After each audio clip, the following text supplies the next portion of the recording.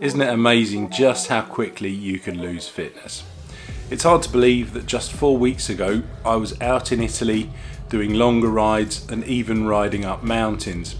But since my return to the UK, I've made the single biggest mistake that you can make as far as fitness goes, and now I'm practically a sack of custard.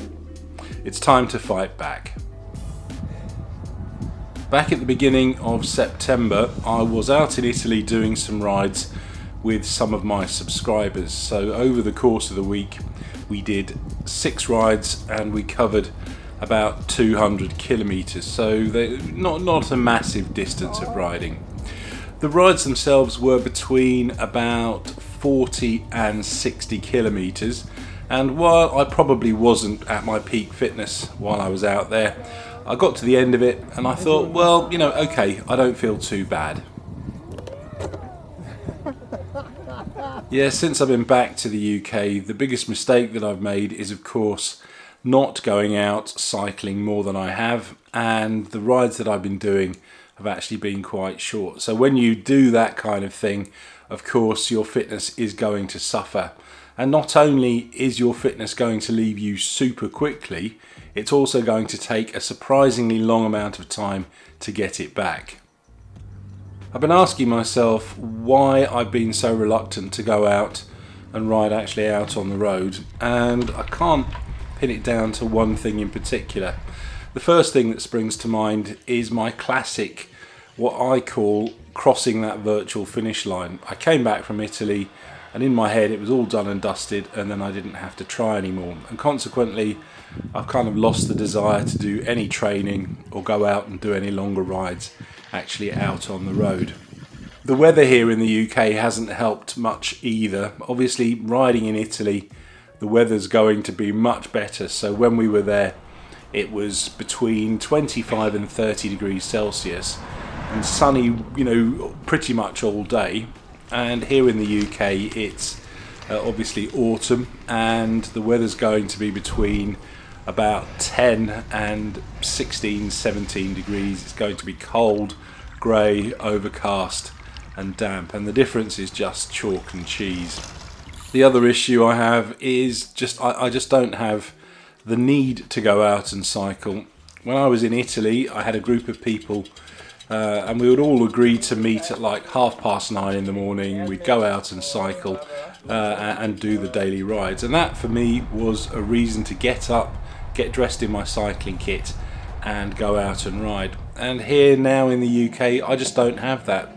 I have to be kind of self-motivated to do it, and without that extra element of motivation, I just find it very, very difficult. I'm annoying even myself with this laziness and this lethargy. I know there's absolutely no reason or no logical reason why I'm not going out more and I'm not doing slightly longer rides, and it's very frustrating that my fitness is going down, and I know again it's all my own fault, but I really do have to do something to stop it, not just because I want to be fit, but also because I'm going back out to Italy in May to do another ride with another group of subscribers. Normally, round about this time of year, I make an announcement where I say that I'm going to ride 3,000 kilometres between now, so the beginning of October, and the end of February. So that, I think, is more or less 5 months. Well, I think this year I'm not going to make that announcement because I think it can be a little bit counterproductive. I put an extra pressure on myself to achieve those kilometres, and that just kind of stops me from wanting to go out and ride. So I'm not going to do that this year, and that's the first time I've not made that promise to myself in probably 20 years. But what I will be doing is trying to get out actually on the road a bit more, and to do that I'll be looking for what I'm going to call my go-to route. So there'll be between 20 and 30 kilometres long. I already have a couple that I can do. So I've got my Edney's Lane route, I've got my Southwark route, and I've got my Buns, Benton Hoe route, but it's not going to hurt me to have another couple there that I can just go and ride and not really think too much about them. And then after Christmas, I'll be working on my endurance a bit more, so trying to extend those rides so that they're more like 40, 50, 60 kilometers. And then that's definitely getting up to the sort of distances that I'll be riding out in Italy. The thing that I did find a little bit tough out in Italy were the climbs. The ones we did were, we did a couple, and they were between 5 and 7 kilometers long, with gradients ranging between 5 and 9%. So as you can imagine, they were particularly tough.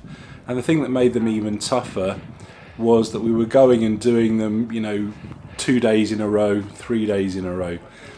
And obviously that did take a little bit out of me. So I do need to do something to improve my climbing. And to help me do that, what I plan on doing here is finding what I'm going to call my perfect climb. So it will be long enough to kind of test me, but it won't be so steep that I can't maintain at least an 80 rev cadence. And then if I do that 2 or 3 times a week, that's going to help me improve my climbing.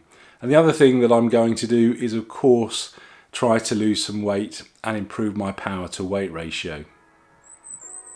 So I have 7 months between now and May to improve my cycling, improve my endurance, improve my climbing, and hopefully lose a few kilos. And while 7 months sounds like a long time, and I suppose in one way it is a long time, it's surprising how quickly it can all fly by. So it's very important that I don't get complacent and think that I do have plenty of time, because I don't.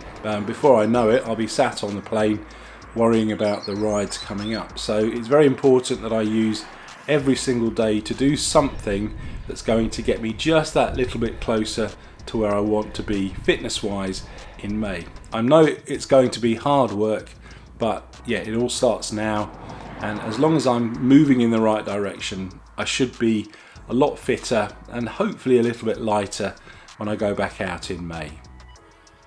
If you'd like to join me out in Italy in May, there are still some places available, but it's not all going to be pure cycling. We do have plenty of time to chat and socialise and eat the fantastic Italian food and drink the amazing Italian wine. It's a lot of fun. So if you'd like to join me, I'll leave a link to the Inspired Italy website in the description below, and you can also contact them with the email address there. Hope to see you in May in Italy. Thanks for watching.